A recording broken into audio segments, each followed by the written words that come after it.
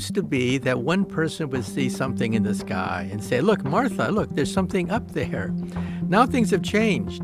Now we have multiple sightings by multiple modes. That is the gold standard for looking for these objects. Not just one person, but several people that are reputable.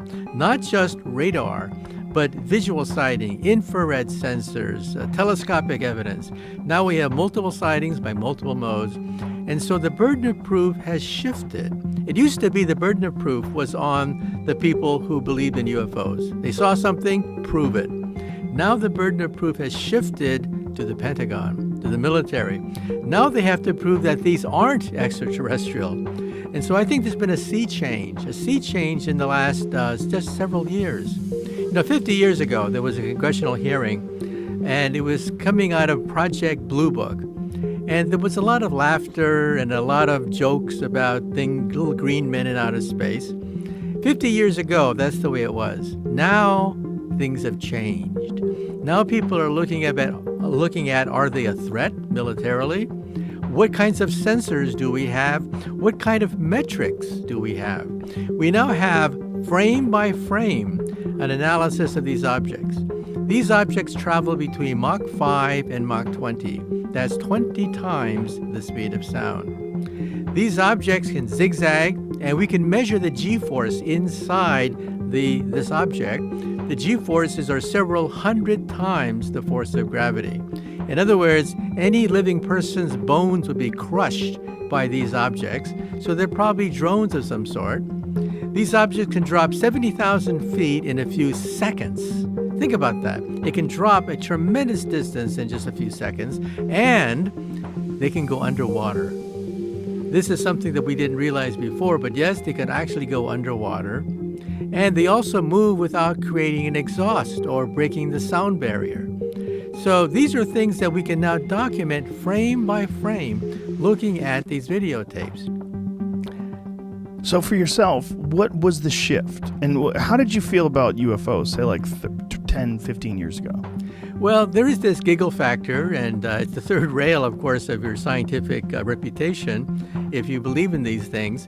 But the evidence is accumulating over the last several years.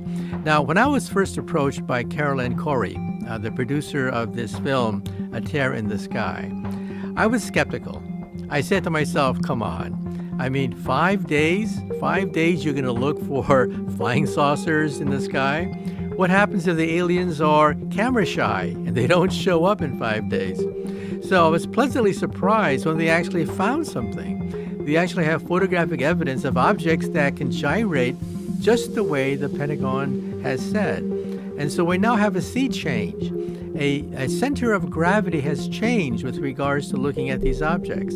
We no longer simply look at one individual seeing something in the sky. No, we demand hours of videotape, multiple sightings by multiple modes. That's the gold standard now.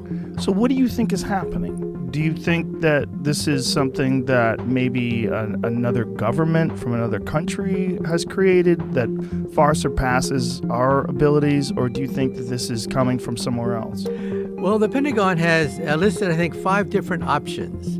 One option, of course, is that they're weather balloons or something that's an artifact of our space program. Maybe a piece of rocket that is plunging back into the Earth's atmosphere. That's one category. Another category is anomalous weather events.